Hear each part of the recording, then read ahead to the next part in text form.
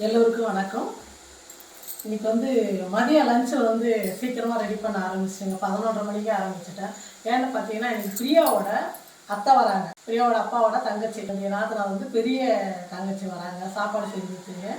அதனால் அவங்க சாப்பாடு கலவை சாப்பாடு எடுத்துகிட்டு வராங்க. அவங்களுக்கு நம்ம வீட்டில் ஏதாவது சாப்பாடு செஞ்சு கொடுக்கணும்ல.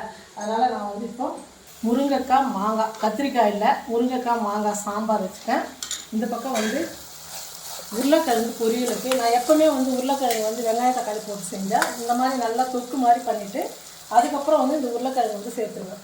அப்போ நல்லா வேக வச்சு இந்த மாதிரி நமக்கு பிடிச்ச அளவுக்கு சைஸ் கட் பண்ணிவிட்டு போட்டு நல்லா 2 நிமிஷத்துக்கு ஸ்டவ் குறைச்சி வச்சுட்டு பண்ணிங்கன்னா ரொம்ப சூப்பராக இருக்கும். காரசாரமாக ஃப்ரீயாக உனக்கும் ரொம்ப பிடிக்கும். இந்த மாதிரி பண்ணலாம்.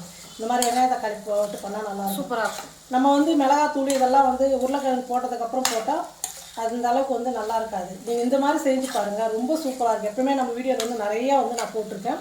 வெறும் மிளகாத்தூள் மசாலாலாம் போட்டு உருளைக்கிழங்கு ஒரு செஞ்சுருக்கிறேன்.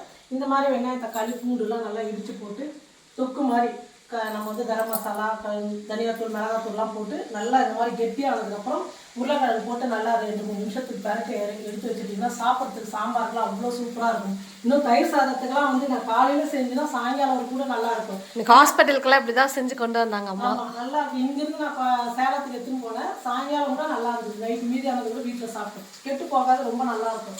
ஏன்னா நல்லா எண்ணெயிலே வதக்கிறோம். நம்ம தண்ணியெலாம் சேர்க்க மாட்டோம். எண்ணெயிலே நல்லா வதக்கி இந்த மாதிரி பண்ணும்போது ரொம்ப சூப்பராக இருக்கும். பாருங்க எப்படி இருக்கு பாருங்கள். நல்லா அந்த மசாலெல்லாம் நல்லா ஒட்டி இருக்கும். சாப்பிட்றதுக்கு நல்லாயிருக்கும். இப்போ ஸ்டவ் குறைச்சி வச்சுட்டு ஒரு 2 நிமிஷத்துக்கு அப்பப்போ நம்ம பரட்டி எடுத்துக்கிட்டா ரொம்ப நல்லாயிருக்கும். நம்ம வீட்டில் என்ன சமையல் செய்திருக்குன்னு பார்க்கலாம். சாதம், முருங்கைக்காய் மாங்காய், அதுவுமே நம்ம கொதிக்கும் போது காமிச்சோம். சாம்பார், அப்புறம் உருளைக்கிழங்கு பொரியல். அவங்களும் உருளைக்கிழங்கு பொரியல் செஞ்சு எடுத்துகிட்டு வந்துட்டாங்க. நானும் இங்கே செஞ்சுட்டேன். தயிர், ரசம், அப்பளம், வடை. இது வரைக்கும் நம்ம வீட்டில் நான் செஞ்சேன். அவங்களுக்கு வடையுமே மாவு அவங்களே ஆட்டி, நான் பருப்பு ஊற வச்சுருந்தேன். ஆனால் மாவு அவங்க ஆட்டி எடுத்துன்னு வந்துட்டாங்க. இங்கே செஞ்சுக்கலாம்னு சொல்லிட்டு வடை செஞ்சிருச்சு. ஆமாம், வடை இதில் வரணும். அப்புறம் புளி சாதம், தக்காளி சாதம், தேங்காய் சாதம், தயிர் சாதம், லெமன் சாதம், உருளைக்கிழங்கு பொரியல், புதினா தொக்கு, துவையல், புதினா துவையல், கேசரி. துவையல் சூப்பராக இருந்தது. கேசரி ஞாயிற்றுக்கிழமை 12 ராவாலம் சீக்கிரமா செஞ்சு எடுத்துட்டு வந்துட்டாங்க. வடமா கூட பாருங்க, இங்க செஞ்சுதான் எடுத்துட்டு வந்துட்டாங்க. எல்லாமே ரெடியா. என்னென்ன சாப்பாடு நானே சொல்றேன் பாருங்க. தயிர் சாதம், புளி சாதம், அப்புறம் லெமன், அப்புறம் தேங்காய் சாதம், தக்காளி சாதம், துவையல், உருளைக்கிழங்கு பொரியல், ஸ்வீட்டுக்கு கேசரி. ரொம்ப நாள் ஆச்சு சாப்பிட்டாங்க, கொஞ்சமா வச்சிருக்காங்க போதும் அப்படின்னு. அப்புறம் வடை ரெடி ஆகிடுறாங்க. ஆமா, இது மாதிரி குடிப்போம். அப்புறமா அது உப்பு உருண்டை செய்யறதுக்கு நான் பச்சரிசி எடுத்து ஒரு 4 மணி நேரம் முன்னாடி ஊற வச்சு கொஞ்சம் நொய்யாக கொஞ்சம் ரவை பதத்துக்கு நான் அரைச்சி எடுத்துக்கிட்டேன். இப்போ இந்த மாவு நம்ம கரைச்சிக்கலாம். இந்த மாவுக்கு தேவையான அளவுக்கு உப்பு சேர்த்துக்கிறேன். உப்பு சேர்த்ததுக்கப்புறம் நல்லா கலந்து விட்டுடுங்க.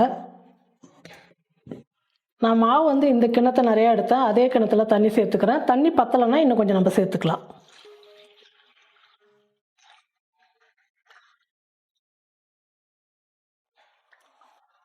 மாவு நல்லா வெந்து வரணும். அதனால் கொஞ்சம் தண்ணியாகவே கரைச்சிக்கலாம். பாருங்கள், இந்த அளவுக்கு தண்ணியாக இருக்கணும். இதுலேயே 1/4 கப்பு தண்ணி மீதி ஆகிடுச்சு. ஸ்டவ் பற்ற வச்சு ஒரு பாத்திரம் வச்சுட்டேன். நல்லா சூடு ஏறிடுச்சு. இப்போ எண்ணெய் சேர்த்துக்கிறேன். எண்ணெய் நல்லா காஞ்சிடுச்சு. இப்போ கடுகு சேர்த்துக்கிறேன். கடுகு நல்லா பொரிஞ்சிடுச்சு. 1.5 ஸ்பூன் கடலைப்பருப்பு எடுத்து வச்சுருக்கிறேன், அதை சேர்த்துக்கிறேன். உளுத்தம்பருப்பு 1.5 ஸ்பூன், பெருங்காயத்தூள் ஒரு 1/4 ஸ்பூன். இதெல்லாம் சேர்த்து பருப்பெல்லாம் பொன் வறுவலாக வரணும். அந்த அளவுக்கு நல்லா வறுத்துக்கணும். பாருங்கள், பருப்பெல்லாம் நல்லா பொன் வறுவலாக வந்துடுச்சு. இப்போ நம்ம பச்சை மிளகாய் சேர்த்துக்கலாம்.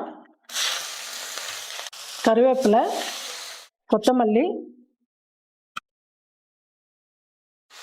தேங்காய் ஒரு மூடி தேங்காய் எடுத்து மேலே தோலெல்லாம் எடுத்துட்டு நான் வெல்லம் மட்டும் நல்லா துருவி எடுத்துக்கிட்டேன். அந்த தேங்காவும் சேர்த்துக்கிறேன். இதெல்லாம் சேர்த்து நல்லா வறுத்துக்கலாம். பாருங்கள், பருப்பு இந்த மாதிரி நல்லா வறுந்து வந்தால் தான் நம்ம உப்பு உருண்டை சாப்பிடும் போது நல்லா மொறு நல்லா சூப்பராக இருக்கும். எல்லாம் நல்லா வறுப்பட்டுடுச்சு. கரைச்சி வச்சுருக்கிற மாவு கொஞ்சம் கொஞ்சமாக ஊற்றி அப்படியே கிளறிக்கலாம். உருண்டை கட்டாமல் நம்ம கிளறிக்கணும்.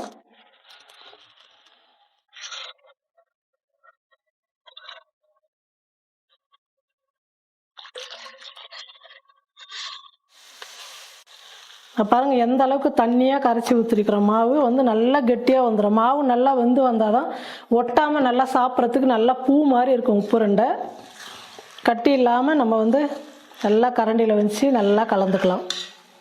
ஸ்டவ் வந்து கம்மியாக வச்சுடுங்க.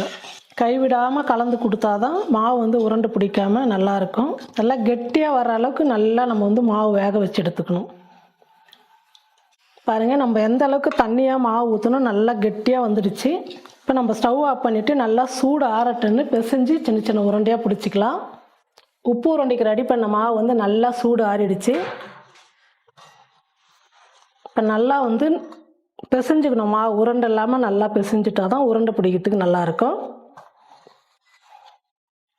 மாவு நல்லா நைஸாக பிசைஞ்சுக்கிட்டேன். இப்போ சின்ன சின்ன உருண்டையாக பண்ணிக்கலாம்.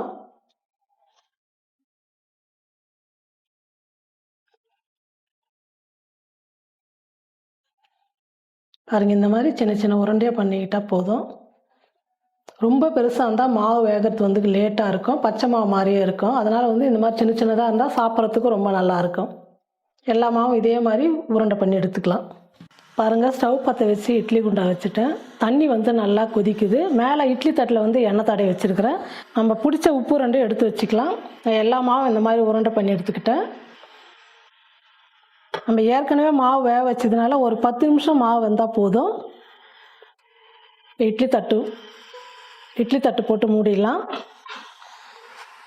10 நிமிஷம் நல்லா வேகட்டும். பாருங்கள் நான் வச்சு 10 நிமிஷம் ஆகிடுச்சு. கையில் தண்ணி தொட்டு பார்த்துட்டு இந்த மாதிரி நம்ம வைக்கும் போது ஒட்டாமல் வரணும்.